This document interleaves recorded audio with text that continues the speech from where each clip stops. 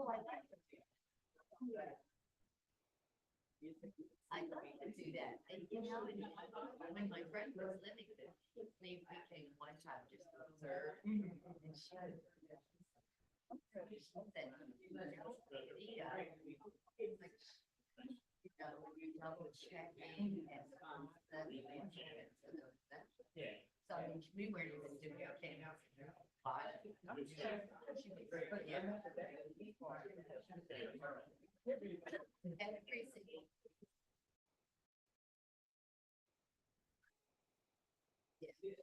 That's it. I wish that like somebody would put together a video and have shown everybody all the class.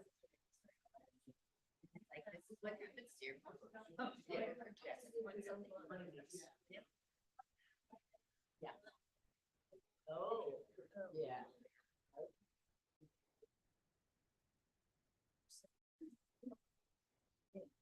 Ways.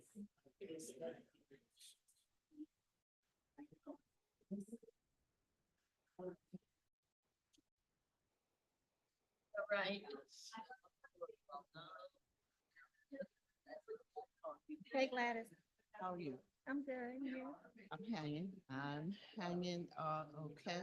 Everything good? You feel comfortable? Anything I can do for you?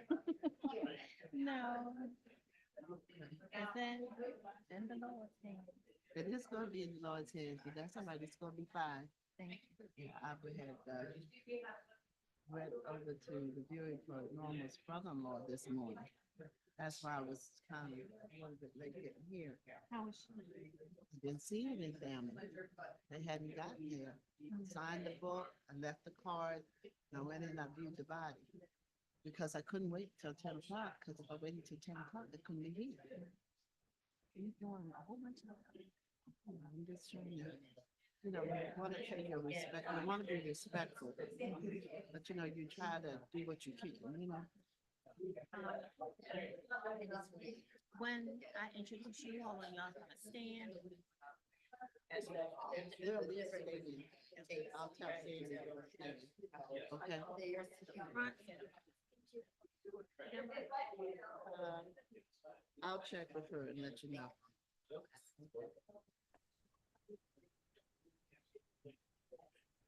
We should have our picture. You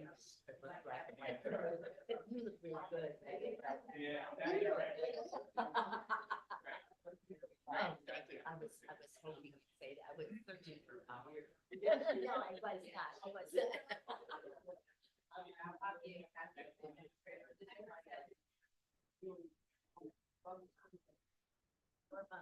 Oh, yes. Good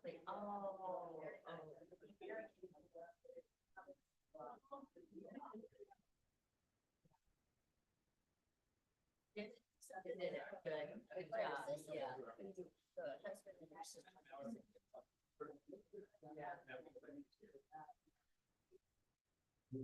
Oh, that's so. Hey, my fave. How you doing?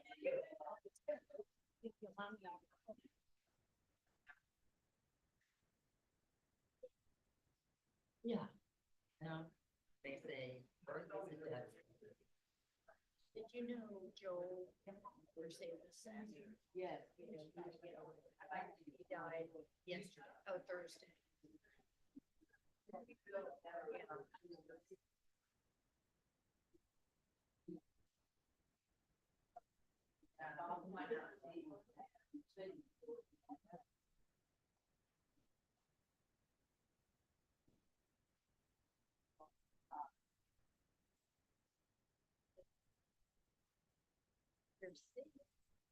It's fine.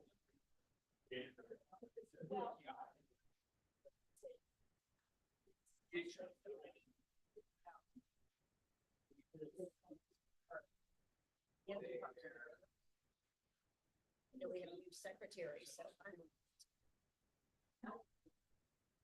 It's right, they already put it on. So that's what new secretary says, that's right.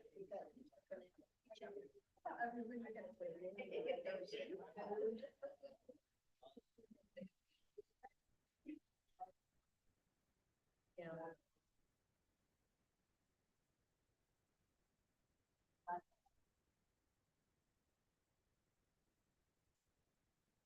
We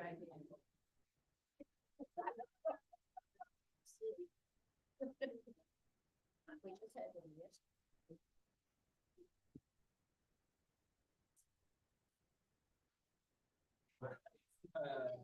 Thanks for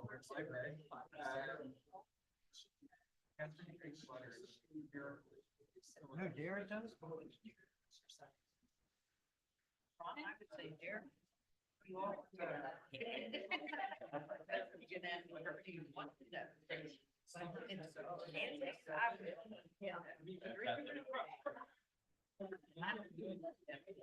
My daughter just read this year, her AP. That was before she had.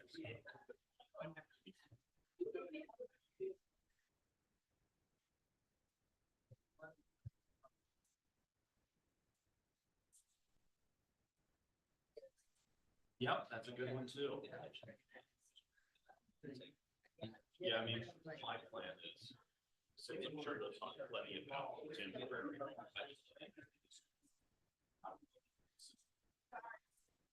Okay. All.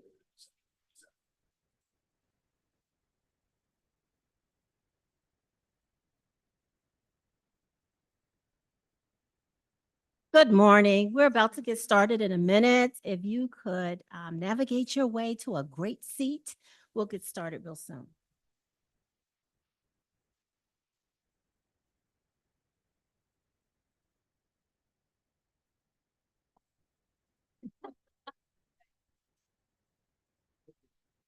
Okay, thank you. Good morning and welcome to our forum on voting, sponsored by the League of Women Voters, Calvert County, and the Calvert Library.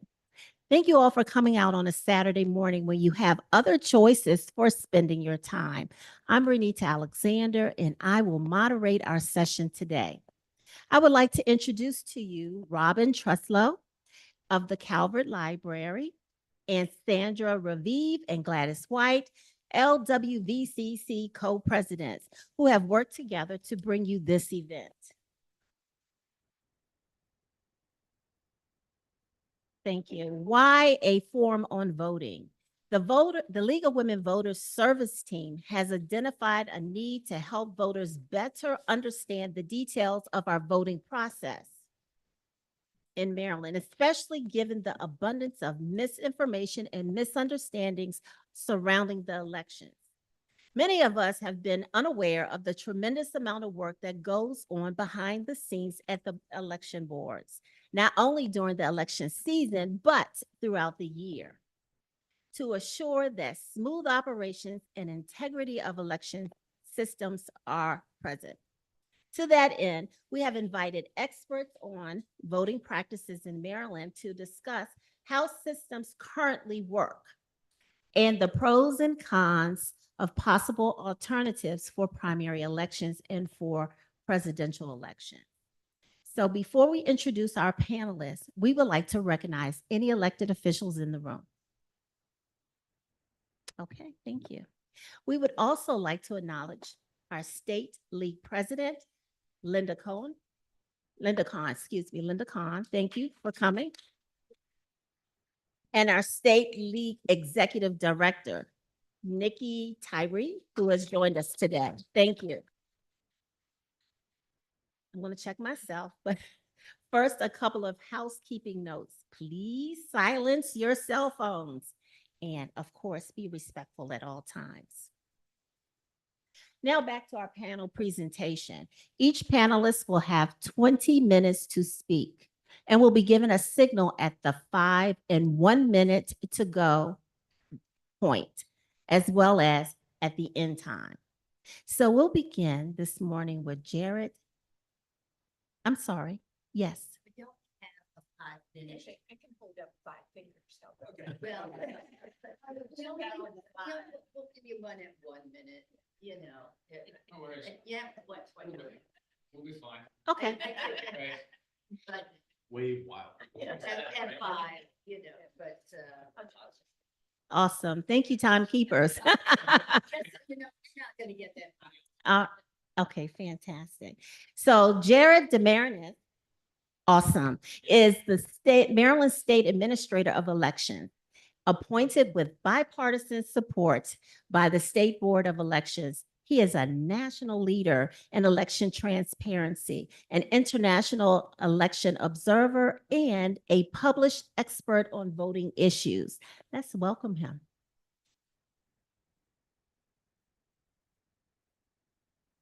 Good.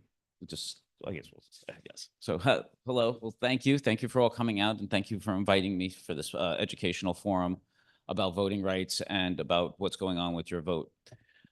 So right now, you know, of course, the misnomer is that election workers only work, you know, basically 2 days every other year.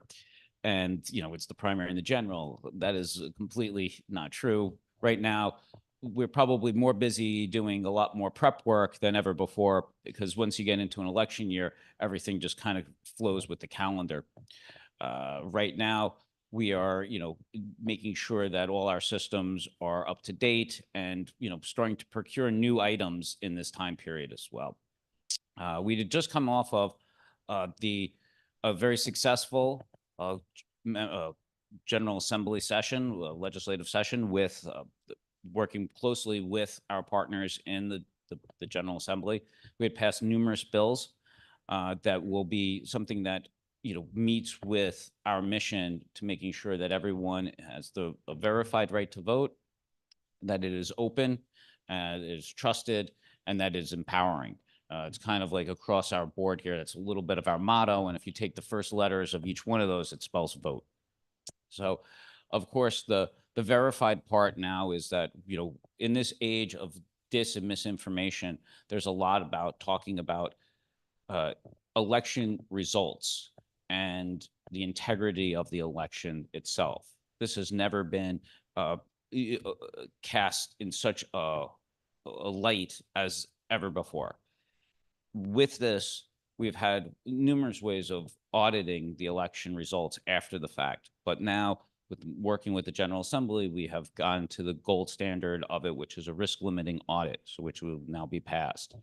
So now that you can have full faith and confidence that the risk limiting audit will be done before state certification, so that you know the results on that. On the open part of it, one of the things now is that, again, this is about mis and disinformation, that while all our meetings were always public, they always felt that things were always being done privately or anything like that.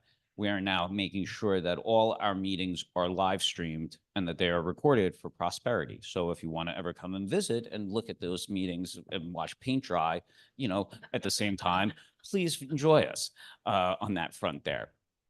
And you know, we also did a lot more about being trusted in that realm there. And one of the issues was, of course, you know, selections of polling places, early voting locations, drop box locations, these plans that the local boards have to do. In the past, you know, again, they were just done in the elements of the board, and the board would make those decisions. And it was, of course, very open and transparent. But a lot of people always felt that they weren't, you know, they didn't get notice, you know. And so one of the things now is that we're putting it on our election calendar, that, you know, notice has to go out to the general public more so that now people can participate, especially stakeholders, in the process there, and it allows greater time. So, you know, 7 months before the primary election, we will then be going out and saying where the early voting centers are going to be, where the polling places are going to be, where the drop boxes are. So, and by the way, 7 months before the primary election will occur this year. So just be on the lookout for that if you want to participate in that process there. And then empowering, we also, one of the things that we worked closely with the General Assembly was the idea that, you know, in the primary election, individuals that want to participate in a primary election but are, say, nonpartisan or registered with a third political party, but they demand a ballot to vote in the Republican or Democratic primary election, if, you know, those ballots wouldn't count, even for races such as school board, which are nonpartisan in nature, because they cast the wrong ballot. We corrected that thing, so now that those ballots would be counted in part, so that an individual who voted, say, the wrong ballot, because they're not a member of the Democrat or Republican Party, their vote would still count towards elections that they're eligible to vote for. So that makes sure that they're, empowered, and making sure that their voices are heard in those primary elections. So I think that overall, we had a very successful General Assembly session. One of the things too, by the way, just to let you know, we also moved the primary date up a week. So, we are going to, when the governor signs the bill on May 6th, we will make sure and publicize all those new elements out there. So at the end here, one of the bigger things too is what's up with your vote. In this day and age, there's a lot of mis and disinformation that is going on, and it has always existed. Conspiracy theories about voting, people upset about losing and not recognizing their loss has always existed. But the problem that we confront now is, one, the viral nature of it, and the speed in which it can get, circulated. Second, how cheap that method is, and also overall the adoption of it by elected officials and by other people that have or more influencers in that sphere there. And they're giving the same weight as other people in the space. And that's problematic. And one of the things that I have, I have 2 teenage daughters, and I've started to look at and started to talk to them about media literacy, because what you see in, not that they're on X, but, all their formats that they go on, or their platforms, you don't necessarily know the source, and you have to know the source of the information in order to trust the source. And, if you see something, you have to then verify that. And I think that in this day and age here, as we move forward with it, more people are just looking at it. And it's funny because if you look at the terminology, and I'm not sure if you're ever in this field here, but it's not talking about views when you talk about social media. I would say how they market it to individuals. They talk about impressions, and I think that's a correct terminology, because a view means I'm taking my eyeballs, I'm looking at it, I'm reading it, I'm going through it. As I scroll, it's making an impression, because all you're picking up is these little tiny tidbits about it. This is, there's a, fraudulent election here. There's ballot problems here, or something like that. And you're not necessarily doing the natural resources and checks to that. But it's just slowly over time, 1,000 times of just seeing that in your scroll, it's going to kind of feed it. And you see it with just kind of like some of the terminology used. Hey, I kind of saw something over there, or I read that, maybe, and you can never find it.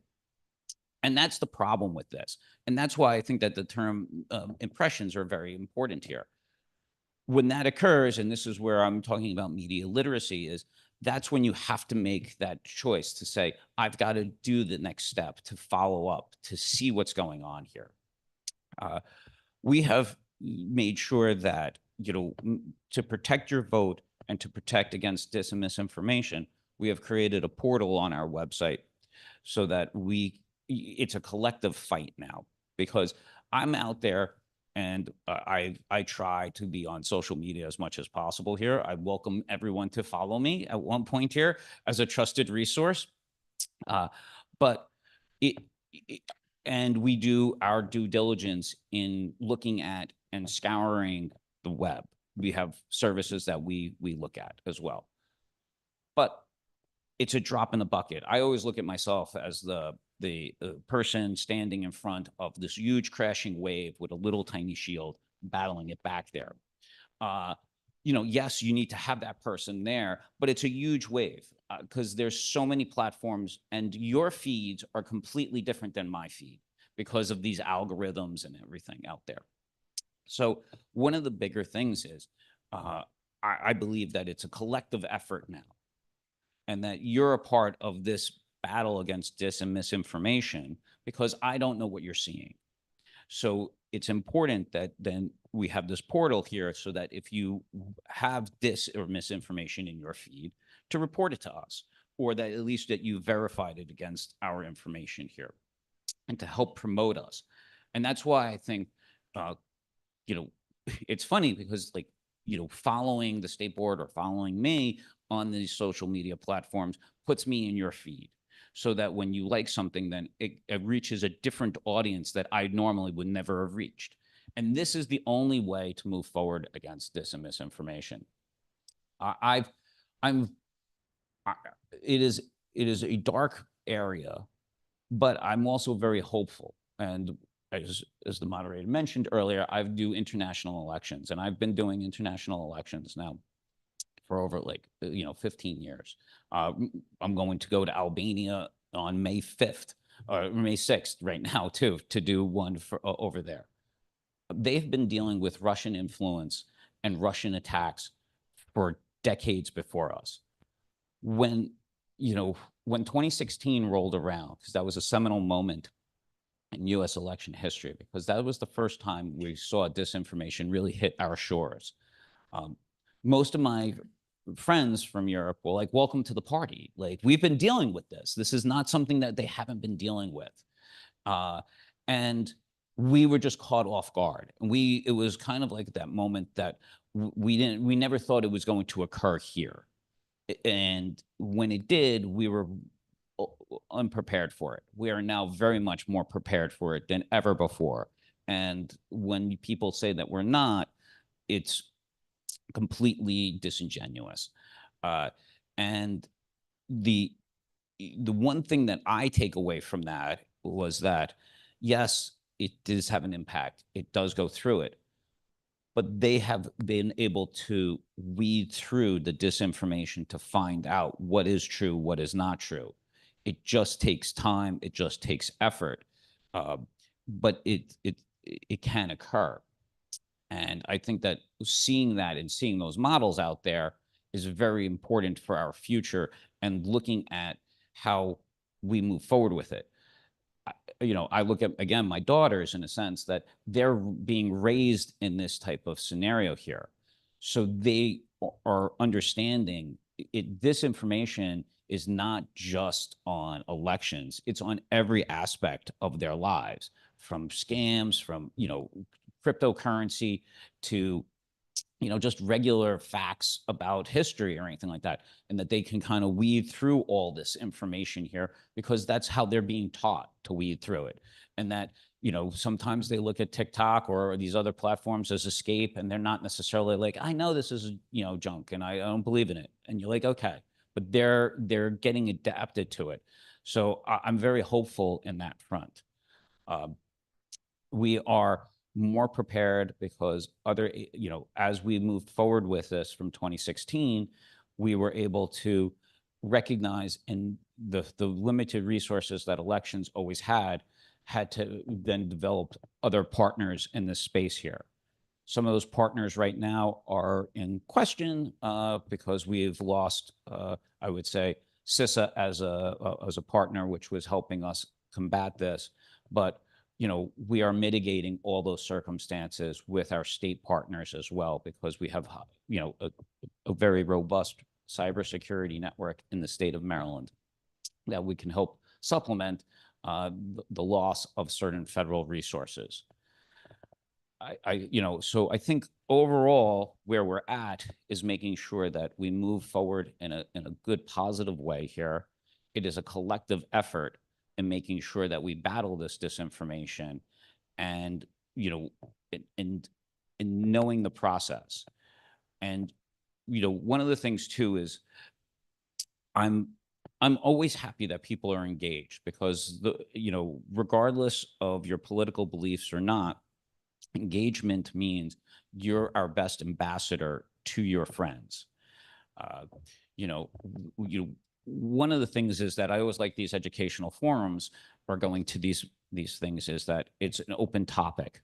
And I'll go to anywhere and speak to anybody because I believe that we have a mission and to help move forward and be a trusted source here.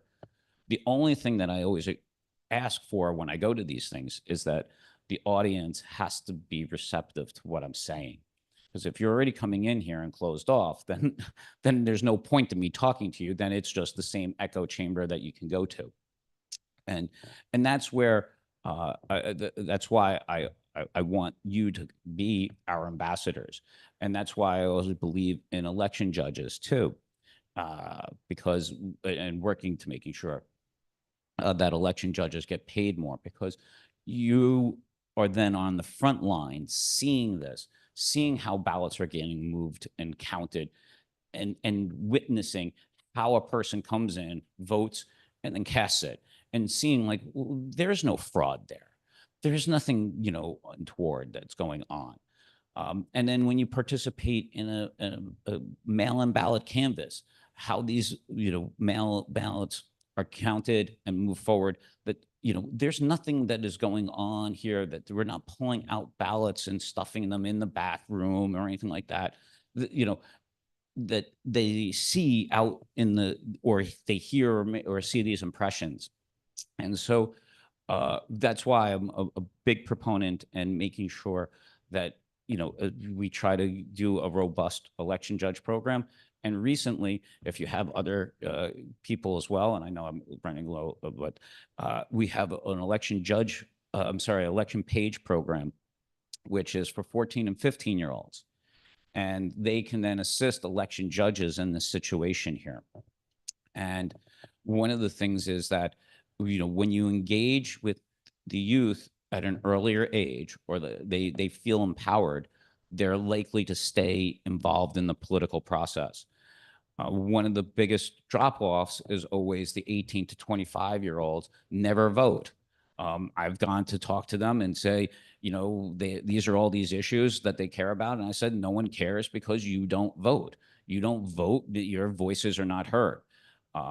And, you know, so getting them at 14 and 15, even in the process, to see what how the process works, even if they're bored, it will make an impact on their lives, and that they would see how important it is.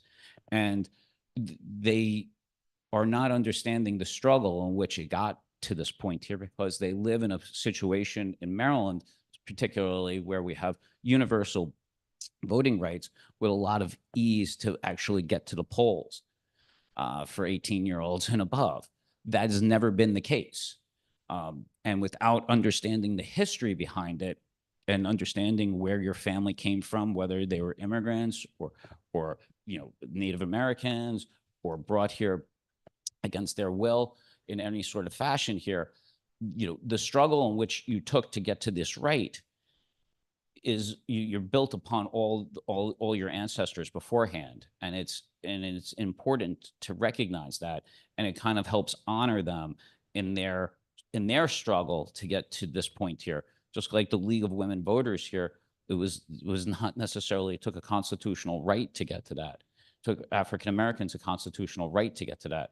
And the funny part about the constitutional right, about the ending of the Civil War and slavery, was that the 14th Amendment ended slavery. However, the 15th Amendment was the one that gave them the right to vote. And in Maryland, the 15th Amendment, there was more celebrations about the 15th Amendment's passage than the 14th Amendment, because that opened the door up to power. That opened the door to changing and making impacts on the way you want to see this country move forward. That's the one that was actually the one that was celebrated the most. And Maryland had the largest celebrations of the 15th Amendment in our history here. And, you know, that's why voting is so important, and to making sure that we move forward with it, and that it is a collective effort in its protection and its, I would say, in our fight against this misinformation. So with that, I thank you.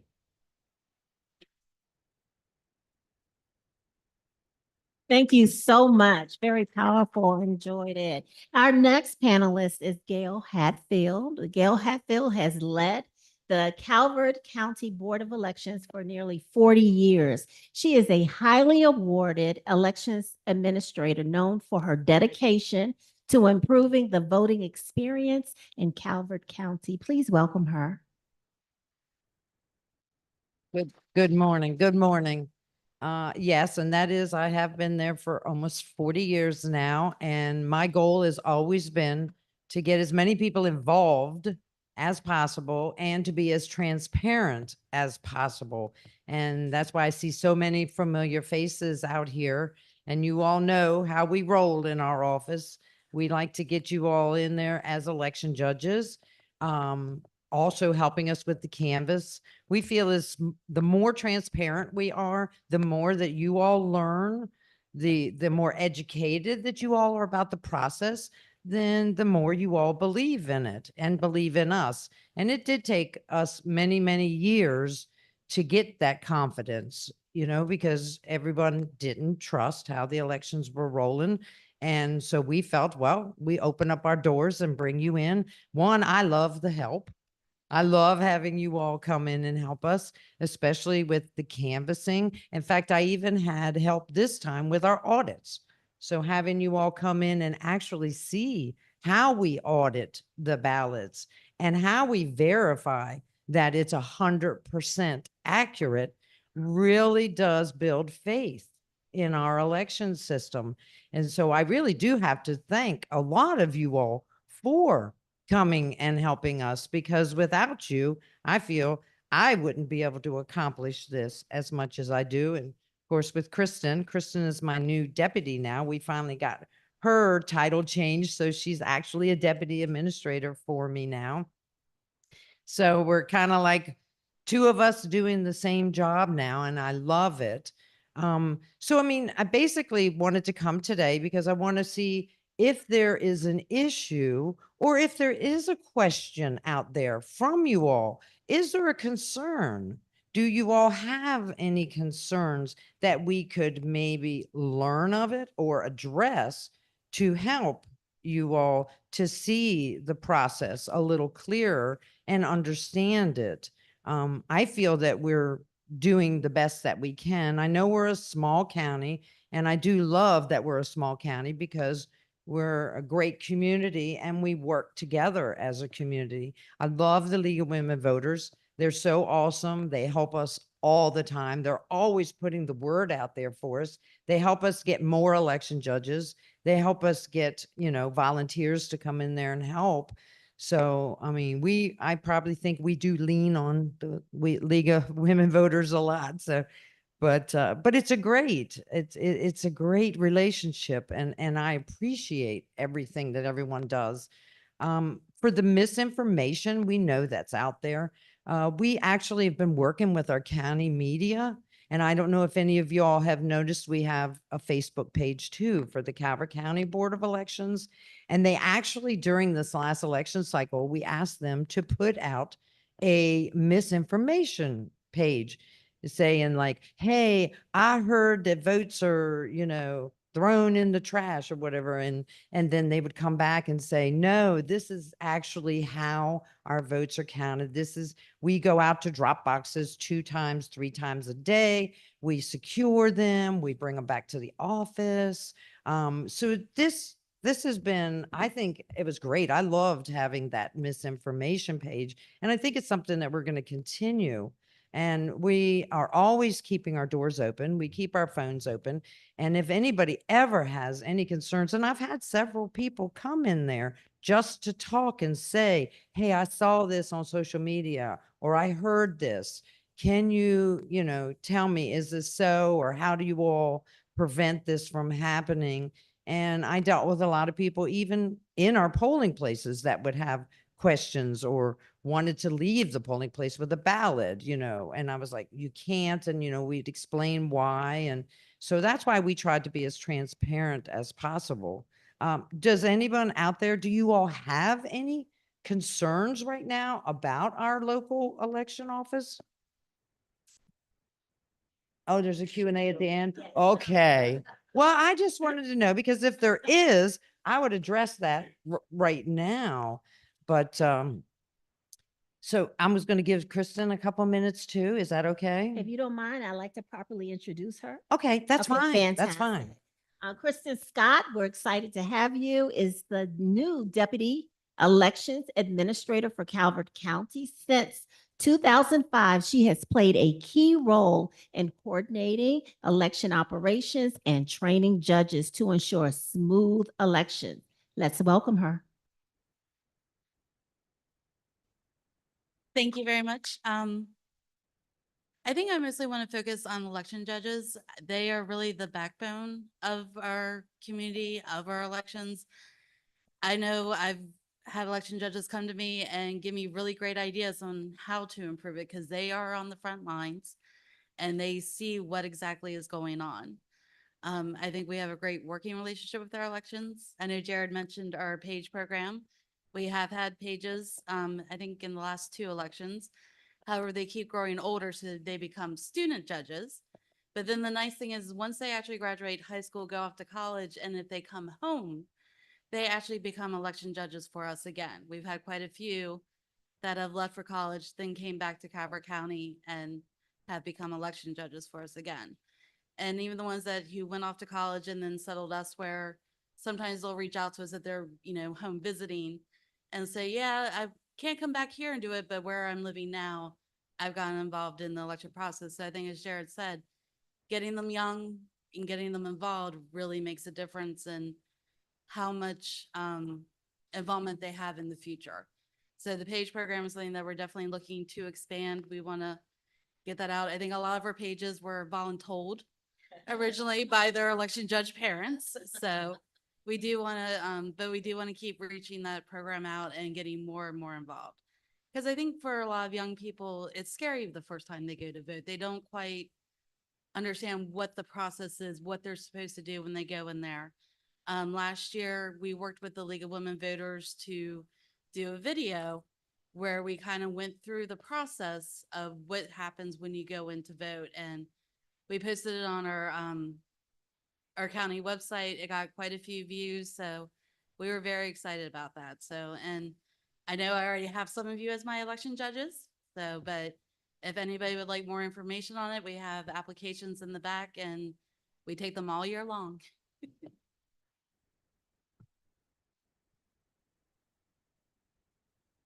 Thank you so much. It's nice to know that Calvert County has transparency, has a warm heart and welcome arms for those who have questions. We just appreciate you. Next panelist is Todd Elberly, is a professor of political science at St. Mary's College of Maryland. He is a leading expert on American politics and an accomplished author and a respected voice on election reform and policy. Let's welcome him.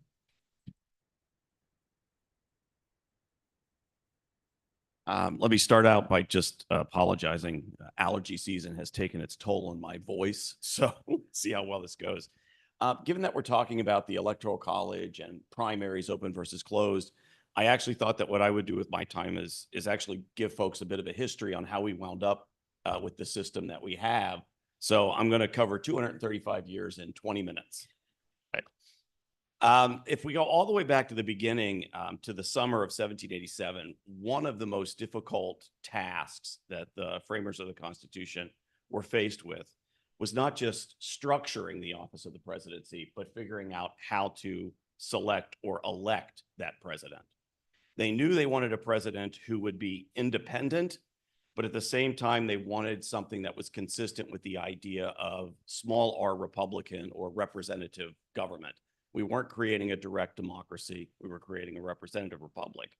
So they had to figure out how we pick this office and yet still respect that. They also wanted to make sure that we would wind up with qualified presidents, not simply ones that were popular. And they worried that a direct popular vote would do that.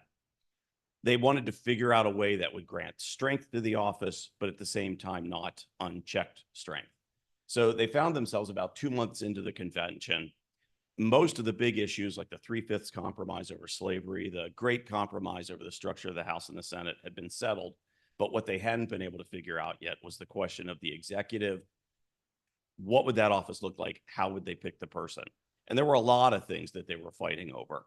For instance, how many presidents? Some wanted one. There was a contingent of folks who thought that the presidency should actually be a council of 12 people. Small states thought that they would always wind up with presidents from large states. Southern states worried that they would always come from northern states. And at one point, there was an idea given serious consideration that would have divided the United States into 3 districts, and they each would have elected a co-president, and they would have served equally with one another. They also had to figure out how long a term and whether or not the person could be reelected. And all of this was related to the question of accountability. Long terms means dedication to office, but a single term means no way to hold them to account for things that they may do wrong. And after quite a lot of debate, and the night before they were about to take a break to get out of Philadelphia, they had settled on a plan. And the plan that they settled on was that there would be a single executive. That executive would serve a single 7-year term, and they would be selected by Congress. Matter resolved, and off they went for vacation. When they came back, they sort of realized that the plan that they had come up with probably would not work. So they revisited this idea of, let's begin with, how do we pick it? And there were a lot of folks who advocated for letting Congress pick the president, since Congress was elected by the people. Others thought it should be the Senate because the Senate was viewed as a more esteemed office than the House of Representatives. Some wanted state legislatures. Others thought governors, since they were executives in states, should pick the president. But one of the most popular options was allow Congress to pick our president. But there was real fear that if Congress picked the president wouldn't be independent from Congress. So at one point, the idea was there would be a lottery, and 15 members of Congress would be picked by lottery. Those 15 members of Congress would then pick who the president would be. But to make sure that the president was independent, all 15 members of Congress would then resign their seats and be replaced by someone else. It was joked about as being the one lottery that nobody wanted to win. They also had to figure out, would the president have a long-term or a short term? If it was a long-term but no reelection, the president wouldn't invest in the office. It would also deny the people experience of a chief executive for their one term when they have to go. So they ultimately decided that reelection was important. But if we were going to reelect them, then that meant the term should be shorter. We don't want them 7 years and then reelected. And if it's going to be a shorter term and they're going to be reelected, no longer did it make sense to have them picked by Congress, because short term and dependent on Congress for reelection, you're going to lose that independence. They had briefly considered direct election by the people, but they did not think that that would be workable at the time. Their fear was basically every state would pick its own favorite son. There would be no consensus candidate. So since they had moved away from Congress, they had moved away from the idea of direct election. The idea basically was, let's create an ad hoc Congress that sole purpose is to select the president. And that's ultimately what we came to know as the Electoral College. It's an indirect process by which electors are chosen and that they then pick the president. Now, the folks who came up with the idea, their assumption was that the Electoral College would never be able to pick one top nominee. In fact, they figured there would still be regional factions, and what would happen is there would be 4 or 5 candidates that the Electoral College would be divided over, and those names would be sent to Congress, and then Congress would pick from those 5. So there was still a way to sort of bring Congress into it. This is an idea that would have worked fine in the absence of political parties, which one of the sort of big mistakes our framers made was they thought we wouldn't have parties. I think that lasted for about 4 years. Yeah. Once we had parties, and this really emerges during Washington's first term, the split between the Jefferson faction and the Hamilton faction, it became clear that the idea of the Electoral College picking 5 people wasn't going to work. Instead, there was going to be a nominee of the Federalists, and there was going to be a nominee of the Democratic Republicans, the 2 parties at the time. 2 nominees meant the Electoral College would ultimately be selecting the president. Well, once they figured out, okay, there's 2 parties now and the Electoral College is going to pick the president, how do we pick the nominees for president? And they went right back again to the idea of Congress. And in the early days of our history, early 1800s, gave rise to what we called the King Caucus in Congress. And this is where the party leadership of the two factions would get together and they would essentially name their preferred nominees. King Caucus would send these nominees to the Electoral College, and then they would pick from them. And this system actually worked and was in place for about 25 to 30 years. Finally broke down in the mid 1820s, near 1828. Much of this driven by the fact that by the 1820s, the Federalist Party had sort of faded into obscurity, and we only had one party, the Democratic Republicans. One party sort of does away with the need for ways to nominate. But in 1824, there was someone who decided that they wanted to run for president. They were not going to get the nod of the King Caucus, which means they had to sort of self-nominate and run themselves. And that was Andrew Jackson. Andrew Jackson decides that he's going to run for president. He's running against the sitting Speaker of the House, Henry Clay. He's running against John Quincy Adams. In many states, we're just starting to let people vote for the electors as opposed to state legislatures choosing them. And in the 1824 election, Andrew Jackson got more electoral votes and won more popular votes than anybody else, but was denied the presidency because Congress, under the leadership of Henry Clay, worked out a deal to deliver the presidency to John Quincy Adams in exchange for Henry Clay becoming Secretary of State. This made Andrew Jackson angry. So he spent the next 4 years organizing and planning to run on his own. And in 1828, in fact, he did run. He won. This put the nail in the coffin of the King Caucus. And suddenly we had to find yet another way to pick nominees. And in 1832, we begin this movement towards nominating conventions. And it was actually a relatively small third party called the Anti-Masons, who met in a saloon to decide who should our nominee be. And this is the birth of the convention process, meeting in a saloon.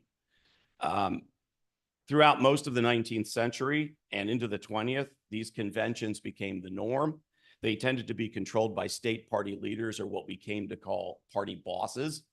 These party bosses had tremendous power, and they would deliver voting blocks to candidates in exchange for patronage. Basically, we're going to deliver you voters, you deliver us jobs in the administration in exchange. And this is where our spoils system ultimately comes from. So it resulted in a cabinet and a bureaucracy full of political appointees, not necessarily qualified people.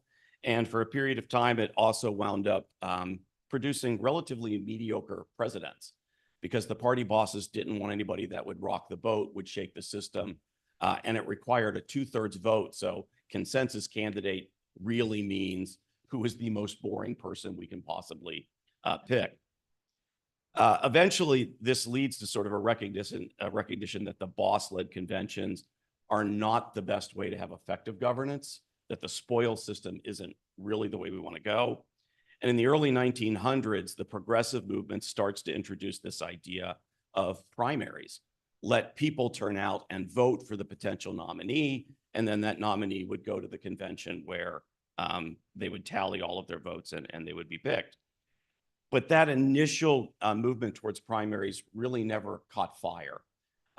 They were viewed more as beauty pageants. Most folks who were running for president actually felt it was beneath them to go out and seek support. So that system sort of fell apart very quickly by the 1930s. We went back to the boss-based system. FDR, whenever he was staffing his White House, very much wanted qualified people in cabinet positions. So he pushed back against the reemergence of the boss system. And we entered this period of a couple of decades of a very sort of unsteady process for nominating presidents.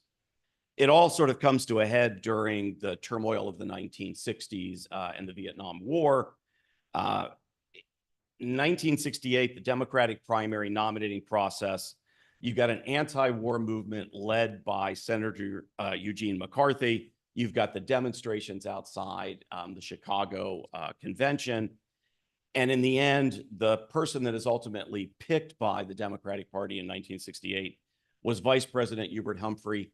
Even though he had not entered any primaries, he was clearly not a favorite, but the party bosses, the folks on the inside, wanted him.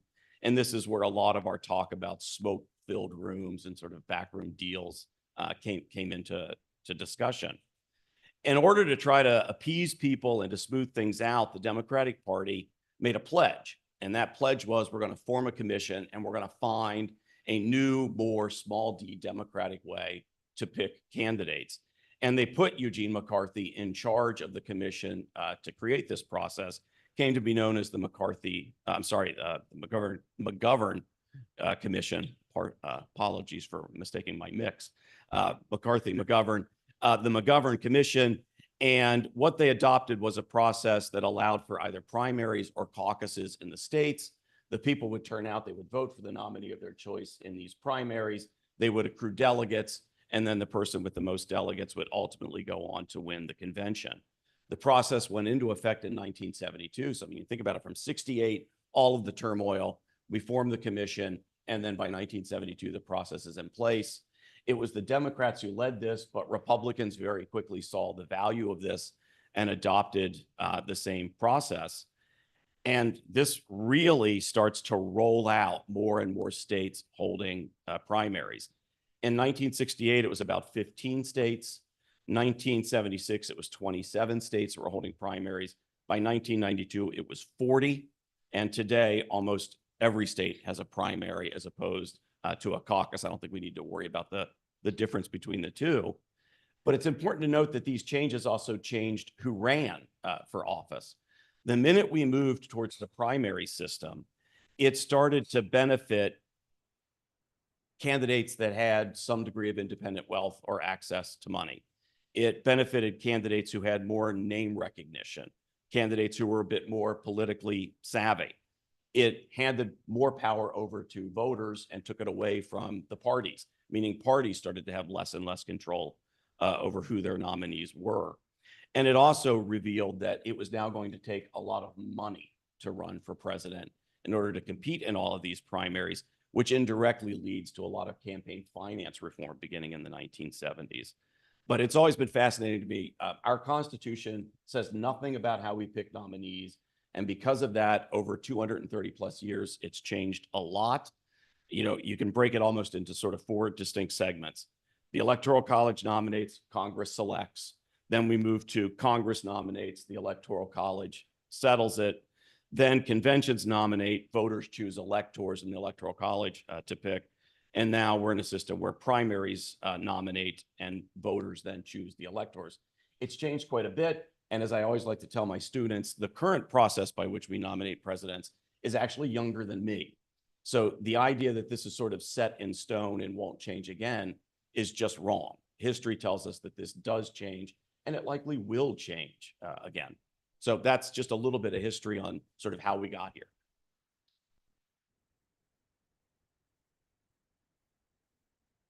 Thank you so much for that history lesson. So informative. Our next speaker is Ralph Watkins. He serves as the co-president of the League of Women Voters, Montgomery County. A retired federal attorney, he is a tireless advocate for voter education and election transparency across Maryland. Let's welcome him. Thank you very much. Thank you all for coming to participate in this event. I'm going to give you your assigned reading first. Professor Eberly and I were talking about, there are a couple of books that are really fun reads, specifically on the Electoral College. There is a book with a wonderful title, A Magnificent Catastrophe: The Tumultuous Election of 1800 by Edward Larson. I really highly recommend reading it. He's a good storyteller, and you get a picture of how very different the process was at the beginning than it is now. And the two most striking examples to me out of the book were that the state of Pennsylvania assumed that they would have to pass an enabling act to authorize the selection of electors. But their legislature was deadlocked between the Federalists and the Democratic Republicans. So it appeared that Pennsylvania was not going to have any electors at all because they couldn't agree on how to select them. In the state of New York, the electors were chosen by the state legislature. And the outcome was known well before any other state. So and it's peppered with many other interesting examples of back deals and surprising changes of opinion by some political leaders when it turned out it was to their personal advantage to change a rule. So anyway, a magnificent catastrophe. I recently read most of, I will confess I didn't finish the whole thing yet, a book about the more recent reforms from the McGovern era up to the current time. It's called Reforming the Presidential Election Process, Front-Loadings, Consequences, and the National Primary Solution. One of the things that author talked about was once party primaries were the dominant method of selecting electors, it became a huge advantage to finish first in the earliest primaries. And if you didn't finish first, you were out of the running. You know, we've all watched this dynamic. That caused many of the states to move their primaries earlier and earlier and earlier so they would have more influence. And we've now reached the point where the ultimate nominee has a majority of delegates months and months and months before we've finished voting. So if it's in several cycles, Maryland's presidential primary has occurred after the contest was already settled. So there are problems with that. And then two other books. Miracle at Philadelphia. It's about the writing of our Constitution. And miracle is used in the sense not that there was this miraculous production of something perfect, but they disagreed on so many things. It's a miracle they agreed on anything at all.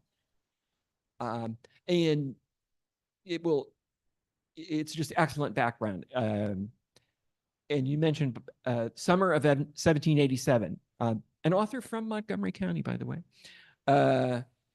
That's a different approach to the Constitutional Convention, but also really interesting because he focuses on specific people who were the leaders in writing specific sections of our Constitution. Personalities played a role there. So anyway, so those are your reading assignments. What's the League of Women Voters doing here, talking about the Electoral College and the nominating process? Well, the League of Women Voters has favored the abolition of the Electoral College for many, many years. Before I began voting, they were already opposing the Electoral College. And why? We all know the Electoral College is very imperfect in reflecting the will of the people. That it just does not, because of the way the votes in the Electoral College are allocated, it does not accurately reflect voter sentiment. And we also know that a lot of states are so reliably Republican or Democratic that there's sort of no point in voting for the other candidate in those states.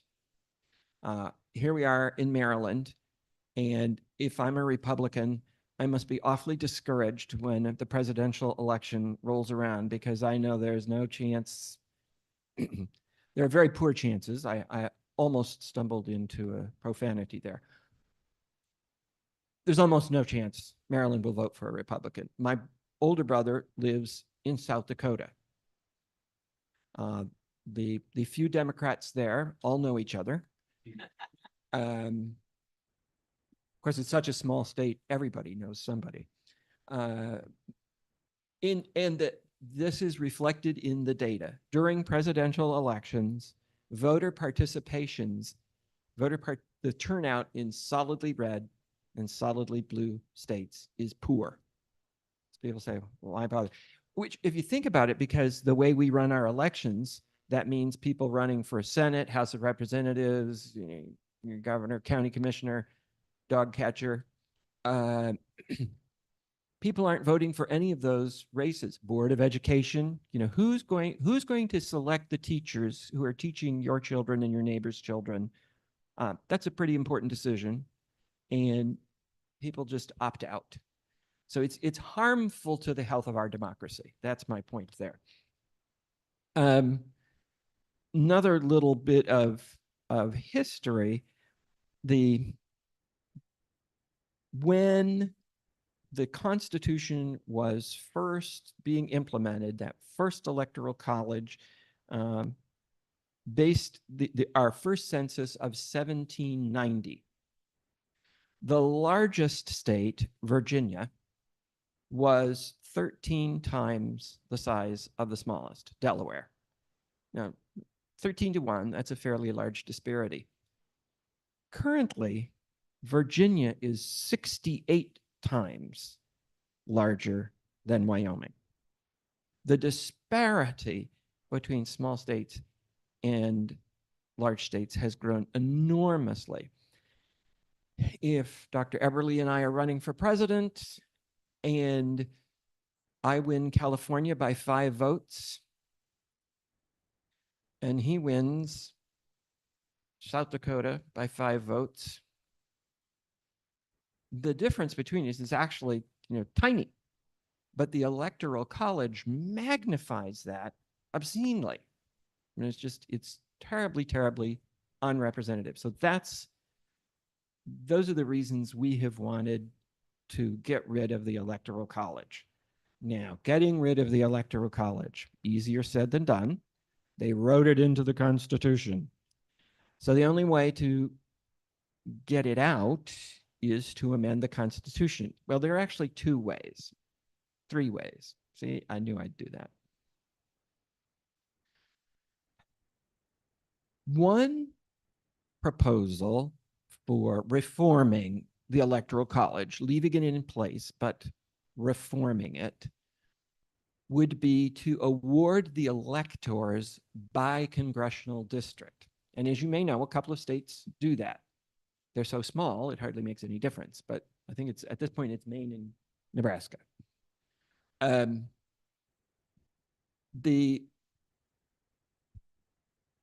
That sounds good. It feels like, well, that would be better than all of California's, I think it's 45 or more electors going to somebody because they carried the state by 5 votes.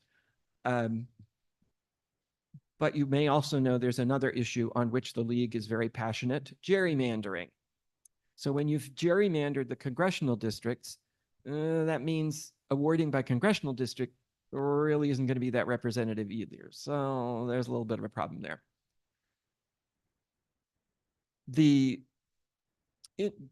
Back in this book, Magnificent Catastrophe, there was a candidate for president who strongly supported awarding electors by congressional district. That was Thomas Jefferson. Then he figured out that there were going to be 2 Federalist electors from Virginia in that case, and he needed all the electors from Virginia. So, having spent years championing the idea of electing electors by congressional district, he changed horses, and he was all in favor of awarding winner take all in Virginia. So he would get all the votes. You'll find that often influences someone's support of a principle is its personal effect on them. Another reform proposal, and this is one that we in Maryland are a part of, is the Interstate Compact. And I see heads nodding. Some of you are familiar with it. The Constitution authorizes states to enter into compacts with each other. A lot of times these are on very mundane topics. There is a compact between the states of Virginia, Maryland, Pennsylvania, and West Virginia, and the District of Columbia regarding water quality in the Potomac River and the flow of water in the Potomac River to ensure adequate drinking water supplies for the metropolitan area of Washington, D.C. and Frederick and so forth.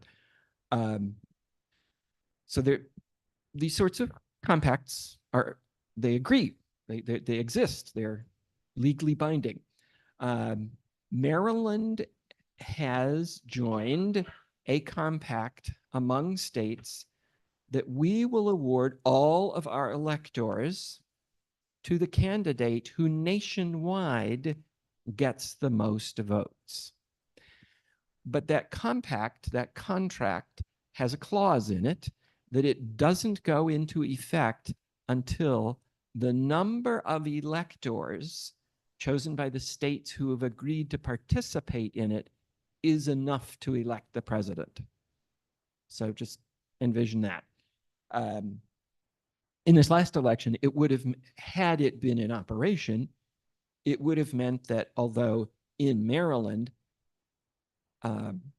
Kamala Harris had a majority of the votes, because instead we would look at the nationwide vote tally and see that Donald Trump had the largest number of votes.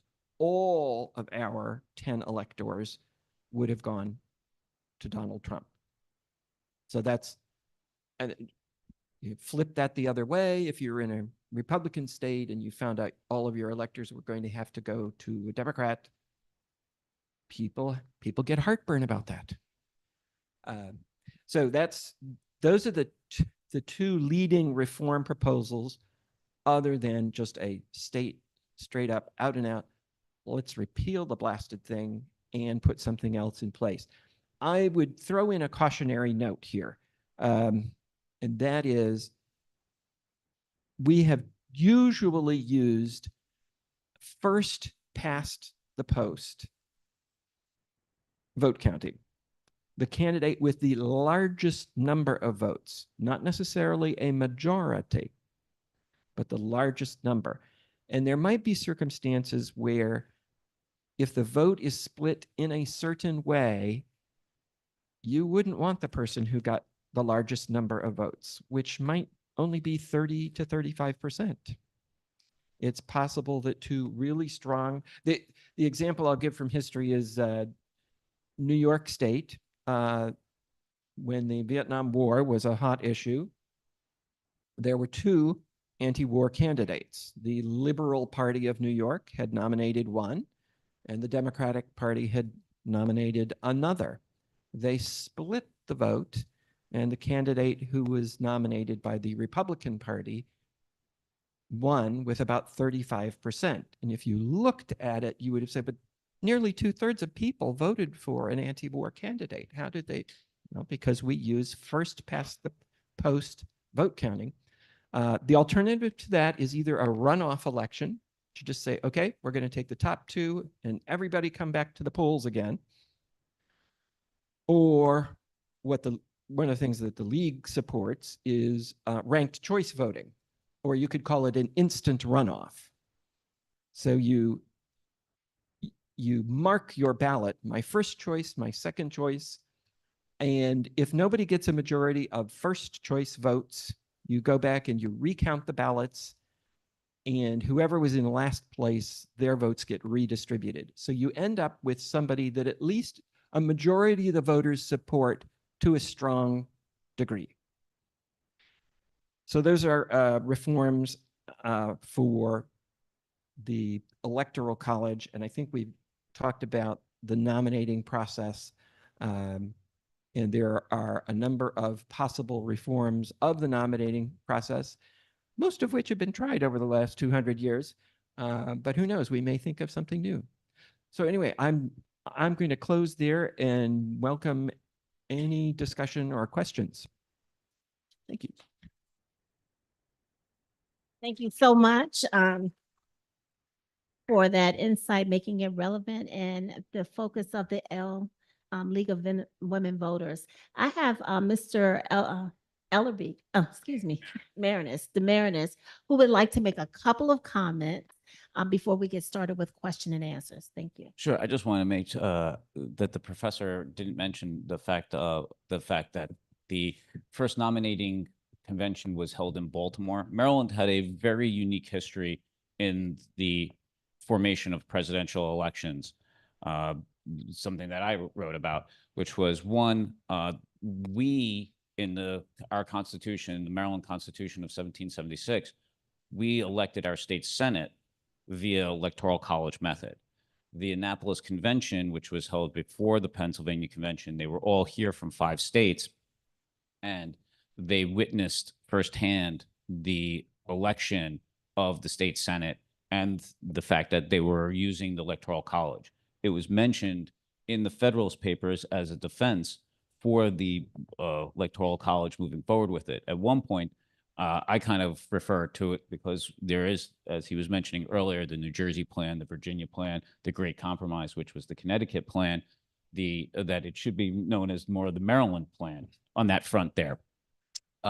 Because it was basically, when they were deciding and debating all these things here, they looked at Maryland's history and said, well, if there was issues, Maryland would have had it from 1776 to 1787. Something would have occurred, and nothing did occur at that point there. Lo and behold, as soon as we got it, 1800 rolls around, we had it there. And again, Maryland had a unique history in that election too, because it took 36 ballots, and Maryland was the one that decided to switch its ballots from 4 for Burr to 4 blank, which allowed Thomas Jefferson to be elected president. The interesting part too about the idea of splitting, because you can kind of split your electoral college. When you looked at the history of it, when Maryland in the past used to always split its electoral college votes, Burr received 4, Jefferson received 4, other states had did it. And they were trying to figure out why they were not a relevant state early on in the history of presidential politics. And they looked at Delaware and they said Delaware, which has 3 and historically has always had 3, had more influence on presidential elections than Maryland, who always had more. And and it was the same sort of idea, which was we are not voting in a block. And as soon as we vote in a block and we award all our electors as one, then we have more influence. And so that's why they did it that way, because they saw how they wanted to have more influence. Maryland is one of 7 states that has participated in every presidential election across the board. And finally, we are the ones that, the Interstate Compact, we were the first state to actually pass that law in 2007. So we were kind of the foundation, or I would say the impetus for the Electoral College, and now we're also leading the way on reforming the Electoral College as well. And yes, once it goes into effect, it would be once it reaches 270, then it would go into effect. But it's currently in our books, and we're waiting for other states to kind of sign on to the compact as well. So I just wanted to put in those little history notes, and I'll probably have to give you some more stuff on that stuff there. But yeah. Thank you so much. Let's take a moment to thank our panelists. They did a wonderful job in sharing all that great information. Now is the moment you've been waiting for. It's time for a question and answer. So do you have a question for our panelists? If you do, I invite you to come up to the mic.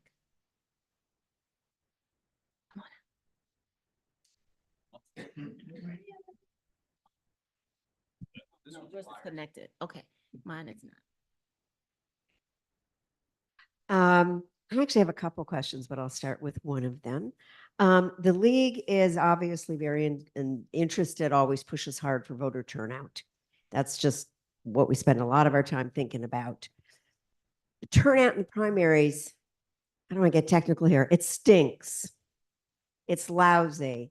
People do not turn out. How do we get more people to engage at the primaries, which really drive what happens in November? How do we get more interest, more participation, more turnout? For any of the panelists? First and, well, so I think turnout, and I think, Ralph was mentioning this too.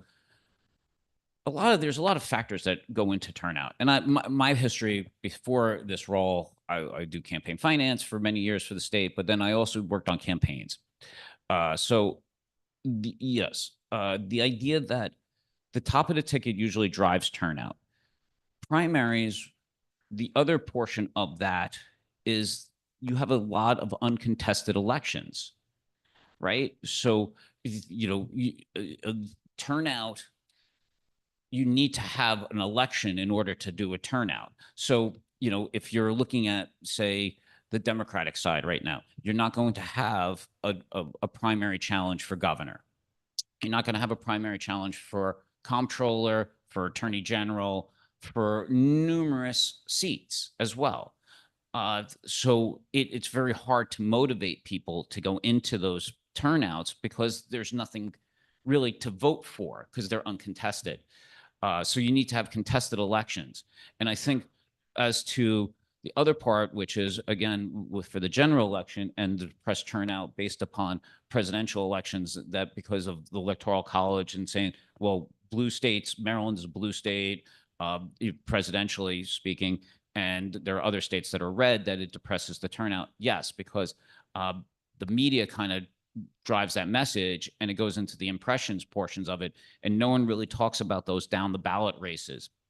And I think that's where messaging and outreach and programs like yourself and others to say that, no, you want your pothole fixed, you want, good schools, you want clean water. Like, these are all things that are done at a state or county or even a municipality level. Those are the things that, don't worry about the top of the ticket. You can still vote because, there's many more elements on the ballot as well as questions. Primaries are always been that because it's, contested portions of it, but that's, I mean, yeah, without question. Although even when they are competitive and there are candidates, we can see turnout being very, very poor.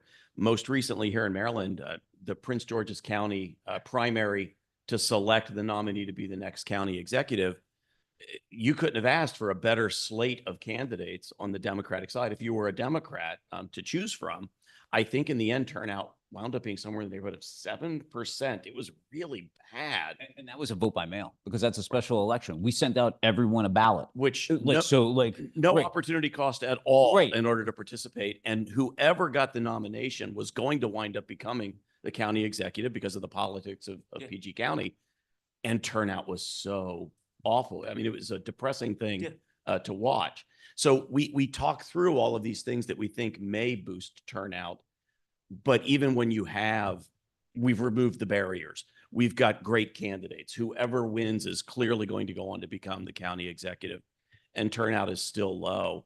I think part of what we have to accept is that we now live in a world where it has never been easier to completely disengage from politics and political news. You can distract yourself in any number of ways. And I think it's increasingly difficult to break through that, especially for primaries that occur in odd times, off calendar, and this was certainly one of them.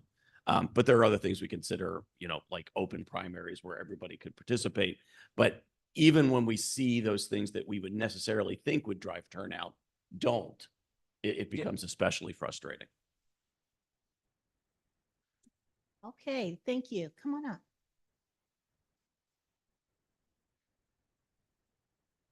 I'll get you next. You want something?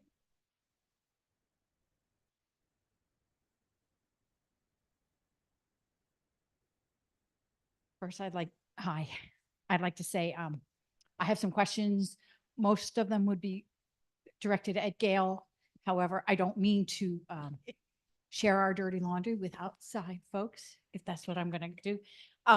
So some of the things that you were saying about, we have some images that are possibly misinterpreted in our own community, particularly through social media. And that's where I'm concerned.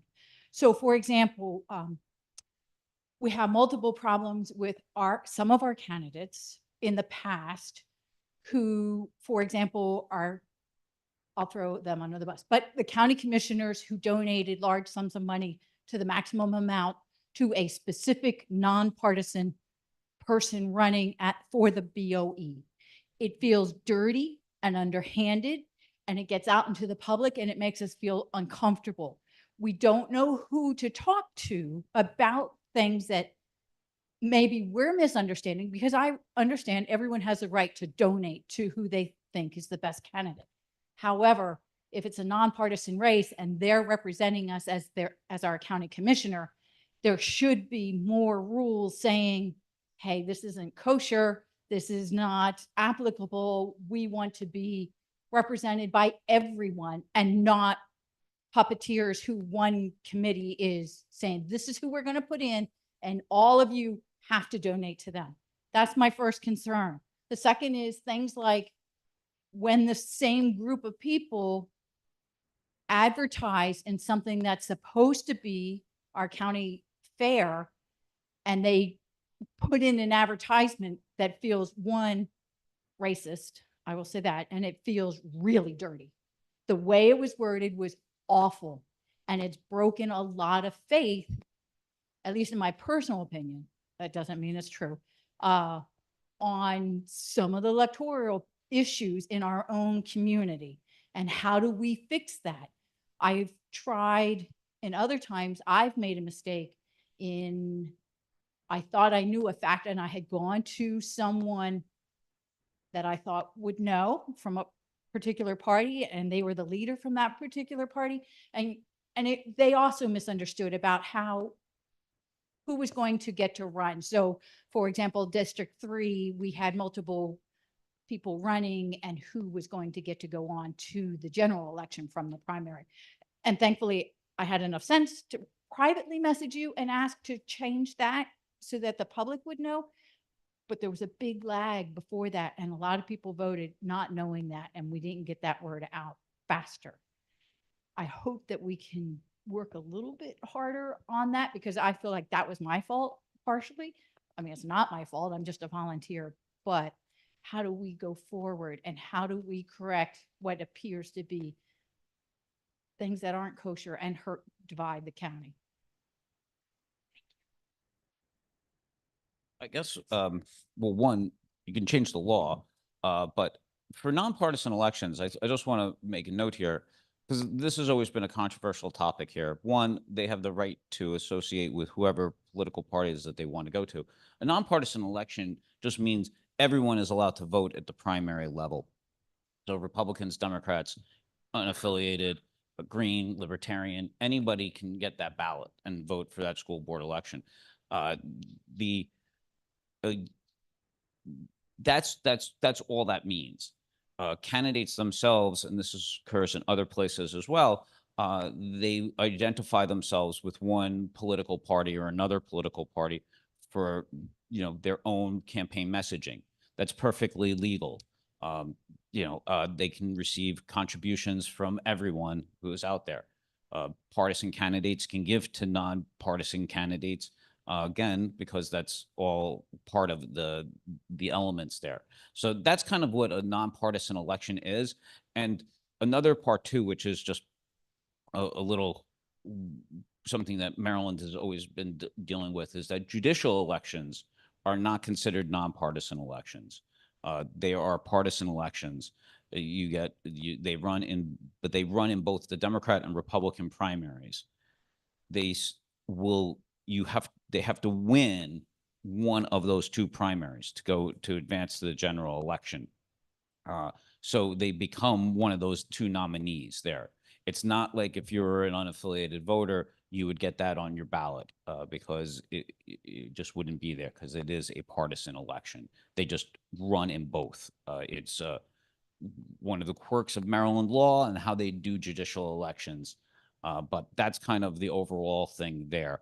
If one of the things too is like, if you want to change or anything like that, that's when you have to go to the General Assembly, talk to them, talk to your county executives, to propose laws, and move it forward. But yeah. and I wanted to respond to on wherever you were talking about with the fair, and they were putting ads into the fair book. So yes, I did go to the fair board. The fair board was nonpartisan. So when they were accepting ads to go into the fair book, I spoke to them, and actually I spoke to both parties.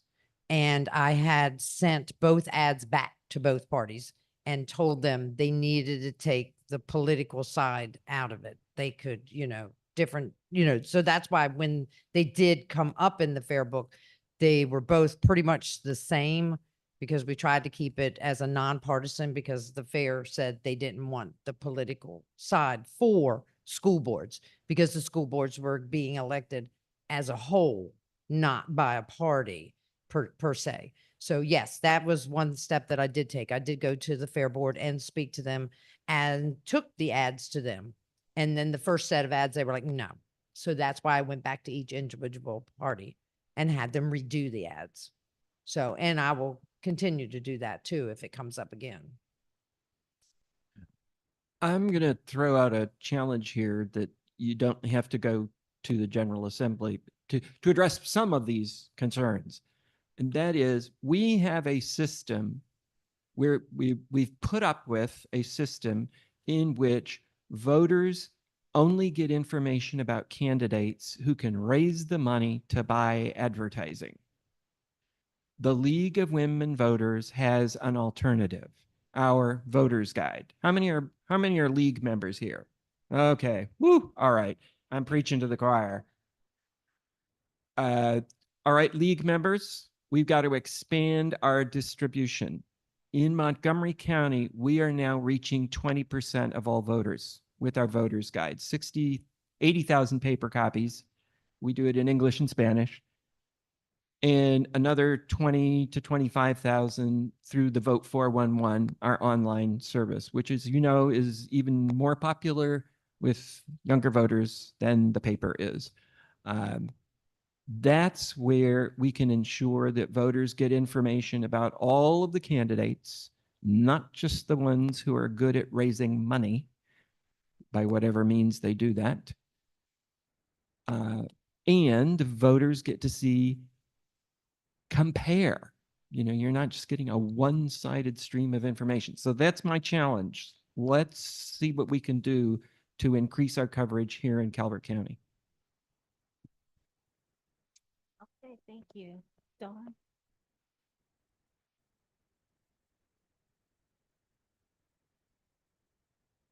Thank you so much. This has been very helpful, and I appreciate the League of Women Voters and you all coming out and everyone's comments, because this is a time for education. And what you were saying, sir, about the voter guides and information is critical. So my question, it goes along with the outreach, following up with your question, outreach and education and the downtime, quote unquote, this is not really downtime.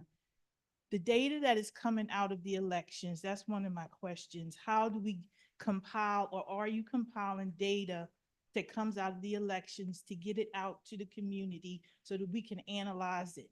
That's one question, because that data is very, very critical for us to help to get the outreach and to see what we can do better. That's my first question.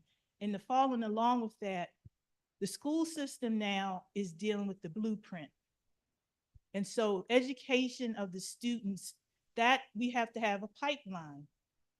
They're saying we need a pipeline for teachers. We have to have a pipeline for educating all of us to understand, all the way down to little kids, 2 years old, reading and all of that, the power of their vote, and that they can vote, and they just have to understand what does that mean for them in the terms that they can understand. So how can we do that for K through 12, in the colleges, reaching these different groups with the data and information how can we do that? But that blueprint, we have to have STEM education. We have to have career technology education. We're talking about financial literacy. We have to talk about how do we talk about and educate all of us about voter education and the power of our vote and that we matter. Those are the types of questions that I have to help us to educate, to get down to the littlest one. because they have mock votes. They have the little, the kids go and they put on their hats and they go vote. That's powerful for them to understand the process of voting. How can we continue to do more and more of that?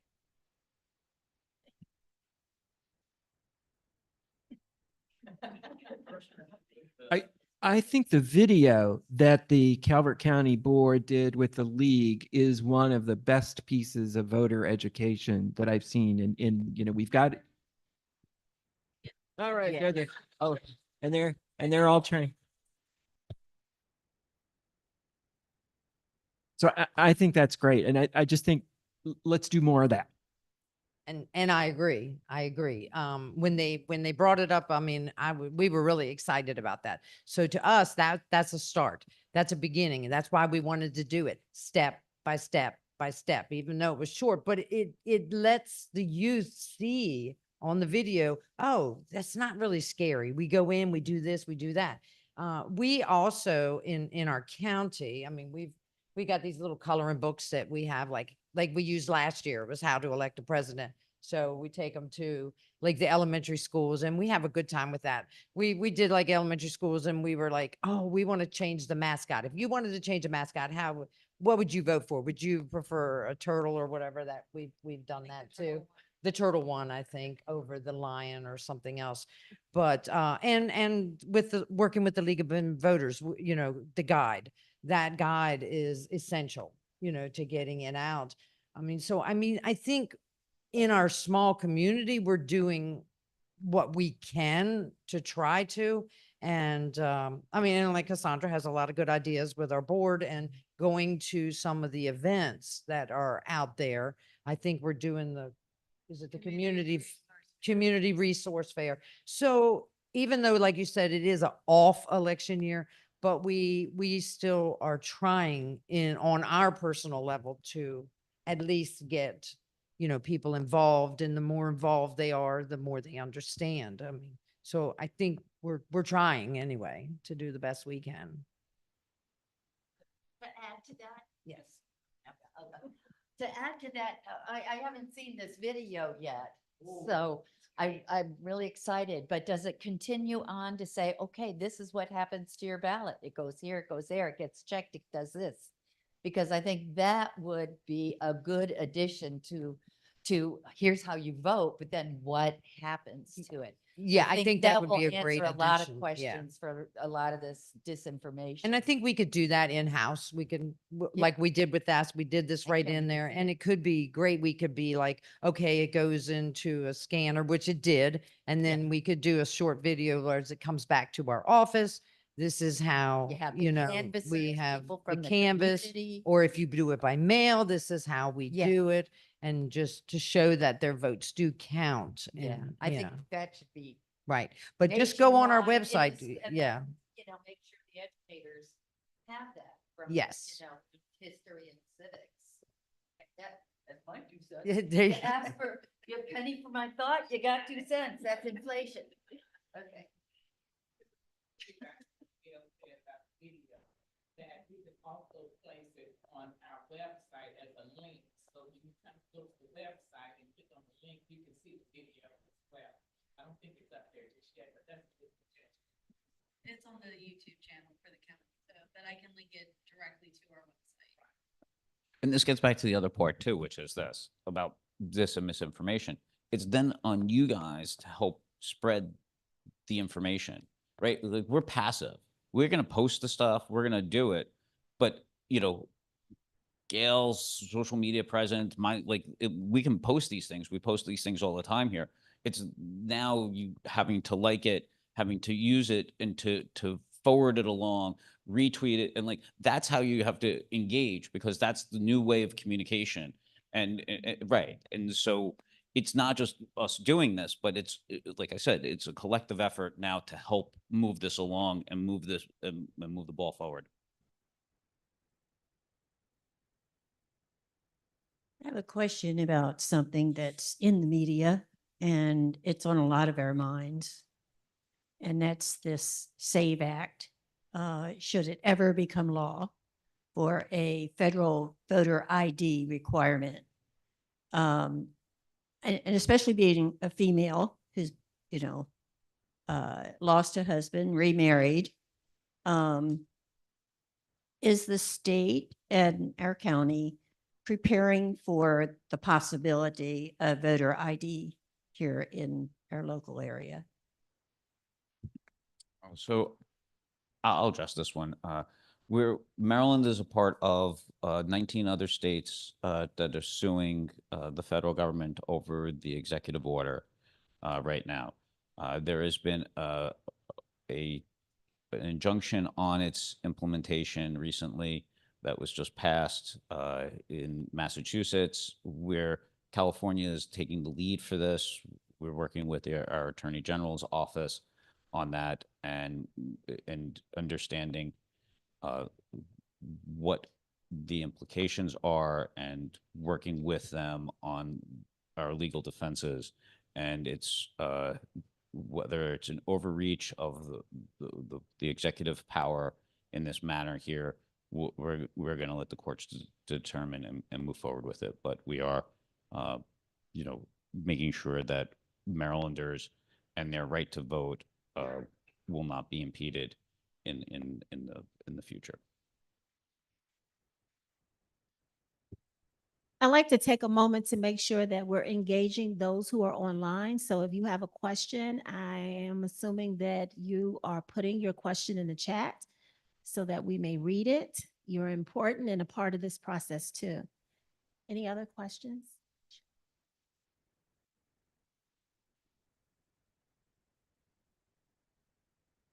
I'll just add on the last comment that League of Women Voters of US is also sued on the executive order with some other partner organizations as well. So LWVUS is suing on different fronts. My question isn't about that though. And as for anybody here on the panel, one of the things that I hear about that makes me extraordinarily nervous is some interest in internet voting. So people want to vote on their phones. And the people who support it talk about improved accessibility for everybody to vote no matter where they are. And that's, people do everything on their phones these days, so why can't I vote on the phone? People who are opposed to it talk about security issues. So you do your banking on your phone, and if there's a mistake, the bank will limit your liability on it. But if you vote on the phone and your vote is lost, I don't know how you restore a vote. So it's a security issues on it. Any thoughts from anybody on the panel as we think about other voting methods and changes in voting methods? Maryland's put a lot of them in over the years, mail-in voting, early voting, that sort of thing. Any thoughts on internet voting, for or against or abstain? First, or do you want me to go first on that one? Well, I think we'll run into some problems because I have 5 internet connected devices, and I'm not. Does that mean I get 5 votes? How do you know that it is in fact me running my iPad Pro, or did I accidentally leave it somewhere? So I think the security issues. But the other thing I would say about it is this: convenience. You all know about the dating apps. You swipe left, you swipe right. Wow. Trevor. Wow. What are you up to? I've read about it. Right, exactly. You've heard about it. Okay. If the question is, who would I go out to coffee with? A little swipe on a screen, that's fine. If the question is, who's going to be running the house for the next 4 years? That's worth investing a little bit more of my time. And we make it very, very easy to vote in Maryland. Mark a ballot, put it in the envelope. Remember to sign the envelope. I stuck that in there. Yes. Remember. But we do have curing, so it's all good. And then put it in a Dropbox or a mailbox. It's important enough to ask people to invest a few minutes of attention to do it right? So on internet voting, 2016, again, changed everything, I think, as well. We saw the pitfalls of a lot of use of,